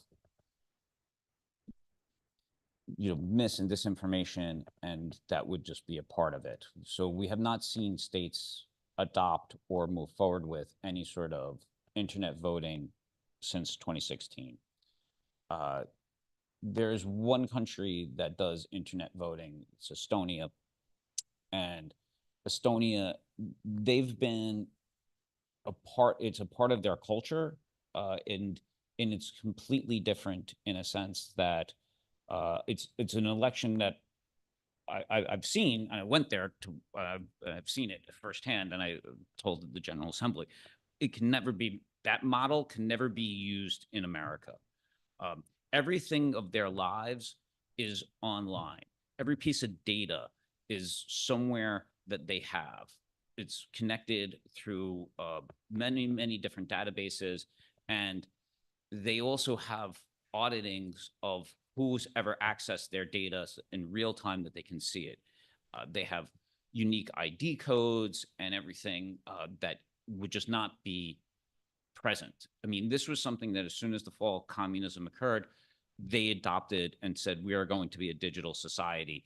And they have a population, I think, of 1 million people or less. So that's the kind of, scenario too that existed for internet voting. I think that we have ballots that we deliver through web delivery, but you still need to print them out and then mail them in. There is security elements to it. I think that cybersecurity experts would have to be a part of any discussion, whether it's, accessibility or not, because without their blessing, the mis and disinformation about internet voting, about hacking could impact or basically goes to affect the legitimacy of the results. Without the legitimacy of results, then the person who is elected cannot govern with legitimacy. Our entire system is based upon that core belief, and that there's confidence in that, Gail and I and Kristen here, we count the votes correctly, that we are following all the rules that has been established, so that when we come out and we certify and say this is the winner, the person then gets the commission to go and govern, that win, lose, or draw for the people that they represent all, and that was the legitimate winner. When right now, the disinformation is attacking that legitimacy and attacking that confidence in the system. And this would, without the cybersecurity experts involving in that discussion and making sure that it is a safe and secure method, you cannot move forward with internet voting at this time here. And it's different because, yes, you can do banking, you can do all this, but you know what? You also have an ID. There's an audit trail because it's linked directly to you. I can trace that transaction. I can do that activity there. There's the element of the security of the ballot here, which is that you don't want to trace that, right? That it has to be, that you can vote safely, securely, but also, it's not tied to you directly. And so there's that type of elements there. I mean, right now, if you want to vote through a mail-in voting, we have the permanent mail-in ballot list, so you can be on those. Maryland has made it very, I would say, easy, accessible methods out there between early voting, election day, and mail. We have all these methods in which you're allowed to vote, and it's basically running 3 different elections for us. But we do it because that's what we want to make sure that everyone can get out and vote. Thank you. Any? Oh, yeah, come on, Gary. So before I ask my question, can I see a show of hands? Who here graduated high school in a year that began with 2? All right, I see one person. So Oh, I see a few more folks. Sorry, I didn't see your hands. So we have a couple in here. Now, I'm hearing a lot of talk about engaging young people. Is it coming from y'all, the people who are largely seen by young people as, whether it's fair or not, having contributed to the problems that young people are experiencing today? Or are we using youth voices to communicate to their peers? I've seen some of the videos that the League of Women Voters has put out, which exceptionally informative, very high quality. I really respect and appreciate all that work. But other than maybe one or two young people in it, these are being made by the older generations. And I know that we have gone from the 24-hour news cycle to the 24-second news cycle. Short form video content is king. We are not effectively utilizing the new mediums. We are not putting out trend-based TikToks, Instagram Reels, whatever you want to do. You're not capturing people's attention. They're not going to watch a 5-minute long video. For better or for worse, they don't have the time in their day from their perspective. Maybe they do, but it's not engaging content. And I look at the impressions on the social media posts that our elected officials put out, that our State Board of Elections, nonpartisan government officials put out. The impressions are pretty bad. And I appreciate that y'all pointed out part of the responsibility is on us to share them. Part of our responsibility is distributing them through our networks. But that's clearly not working if you have to tell people to do it. People need to want to do it, even if they have no idea who you are. So I just want to point that out. We're not really centering youth voices here. We're prescribing things to people who have very different lived experiences, and they don't trust us. So I just wanted to point that out, but I really appreciate everything y'all are doing. So thank you. Actually, I did see a couple of other hands. actually, I have Oh, a response to that, which is we in Montgomery County are going to be working with high school students who are doing video programs. And, we have some of the information we can provide, but what's the priorities and how is the message delivered is going to be up to those teams. And you may have video education in the Calvert County schools. That would be worth a couple of league people talking to somebody at the school system and say, hey, how can we do this better?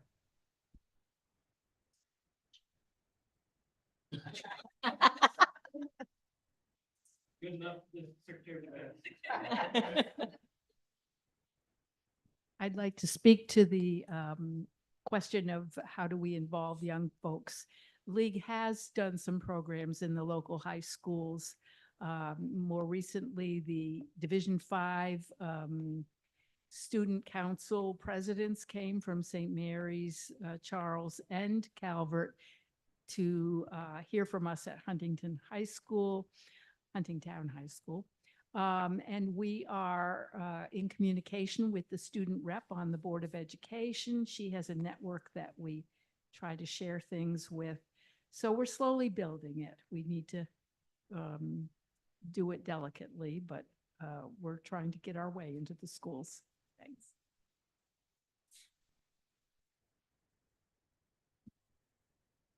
Thanks for being here. I really like the idea of ranked choice voting.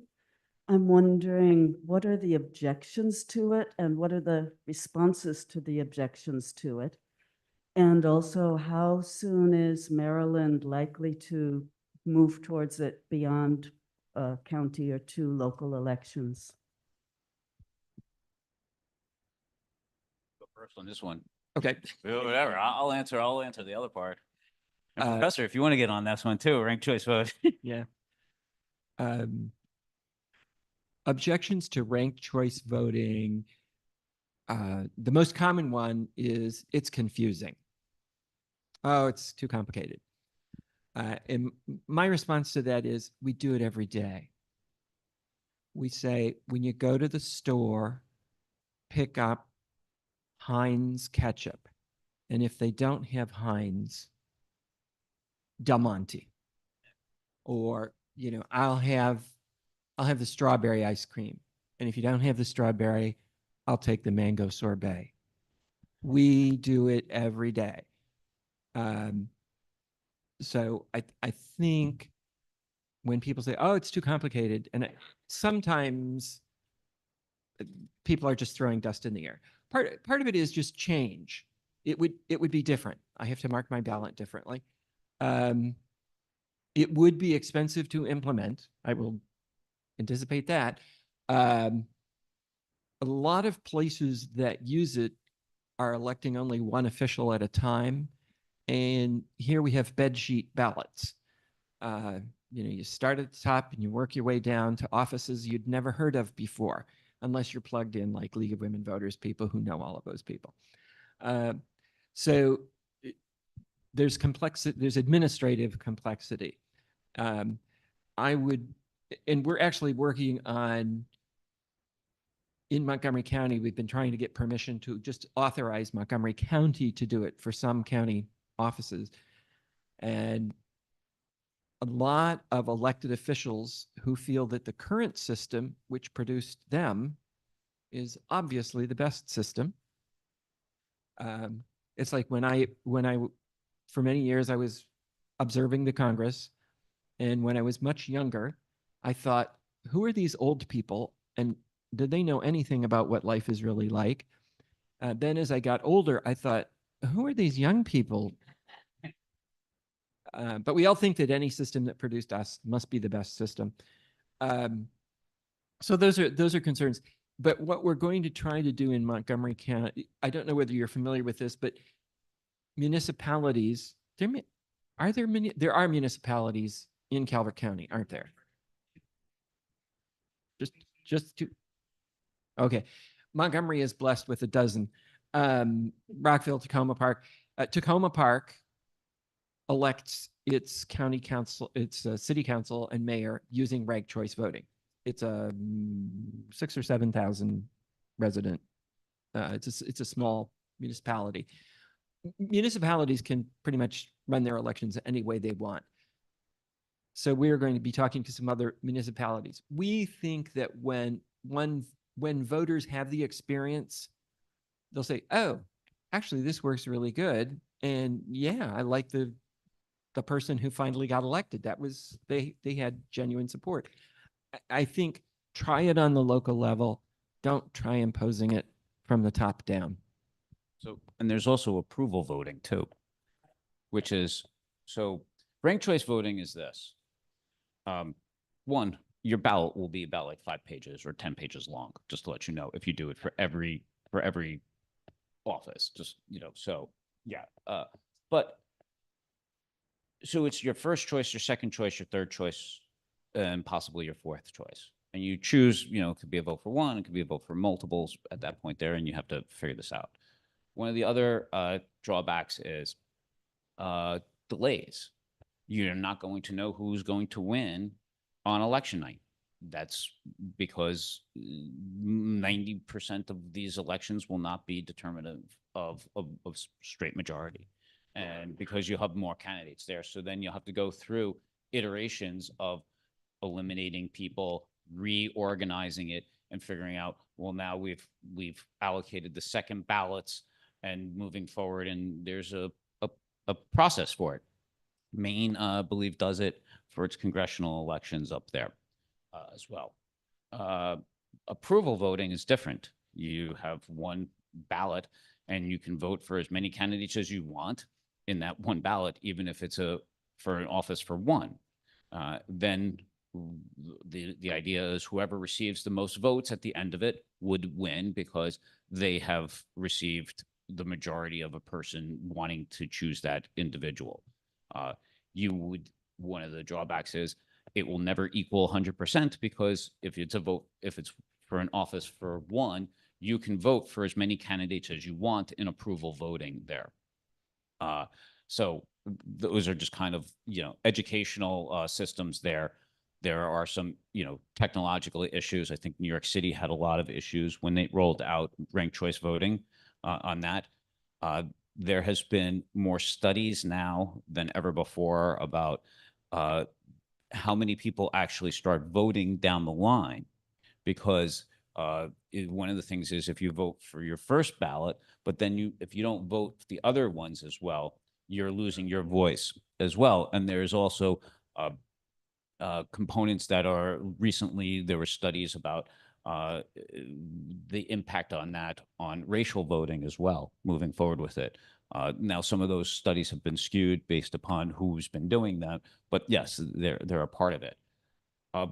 Historically speaking, and the professor gave a great presentation on that with the idea of the progressive movements there, is that third parties and individuals in this situation here have always been trying to influence elections.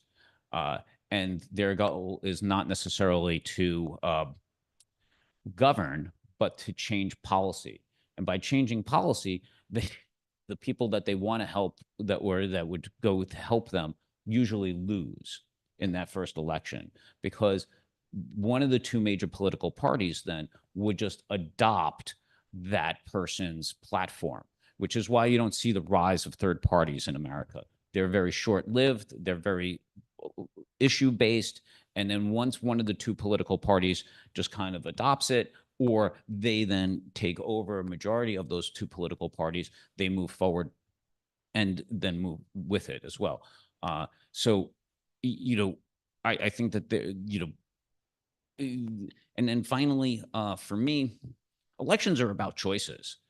They're not about feel-good portions of things here. And maybe this is something that there's a harsh reality about this, but, you know, not everything is designed to be easy. You know, you have to go into these situations here. You might not like all the candidates there, but what matters to you? Where do you want to move this country? Where do you want to move the state? Where do you want to move your municipality? Where do you want to move the county? You know, you make your own internal compromises, and then you advocate for those portions of it with that elected official, saying, hey, we hope to get you elected. We also like this, this, and this. We want to change your mind on those philosophies as well. So, but from my perspective here, if you know, and you know, for the locals here, like we'll do what the General Assembly wants us to do, and if they want to move it. But yeah, those are all the kind of the pros and cons for ranked choice voting and approval voting as well. Yeah, I mean, I think part of this issue is folks are desperate to find a manner of election that they think will solve so many of the problems that we have. But the reality is any manner of voting is going to introduce with it its own sort of set of problems. And ranked choice voting isn't unique in that respect. Whether it's the opportunity cost of being more informed about all of the candidates, because for ranked choice voting to really work, you truly need to have that ballot filled out with all of your first, second, third choice. One of the common things they see with ranked choice voting is what's called ballot exhaustion, where folks basically just stop adding in the third, fourth, or fifth candidate. And if their top 1, 2, or 3 weren't picked, they're now out of the running. So just understand that no matter how we choose to vote for people, open primaries, closed primaries, popular vote, electoral college, ranked choice voting, approval voting, all of them are going to come with their own set of problems that folks like us will sit up here and answer questions about your concerns about them. There simply is no perfect way to conduct elections or to vote for people. But the more transparency, the better. And the more time we spend trying to educate people in the process, the better. And I think one of the ways in which we can really get to this is reinvesting in civics education in K through 12 and introducing folks to the process of voting, really introducing them. Studies have clearly shown that if we walk high school students through mock voting, it dramatically improves their participation because the scariness of it is sort of gone. So thinking about ways to increase transparency and to increase engagement sort of matter more to me than thinking of different ways in which we can do the vote. Like that. Any questions online? Okay, fantastic. Well, that concludes our question and answer period. Additional questions can be directed to the League of Women Voters Calvert County by sending an email to us at lwv calvertcounty@gmail.com. So we would like to take a moment. Please join me in thanking Jared Demarinis, Gail Hatfield, Kristen Scott, Todd Elberly, and Ralph Watkins. And of course, the Calvert Library and you, the audience, for taking the time. It's been a great morning. Thank you for the privilege to be able to serve you, and I wish you a fantastic day.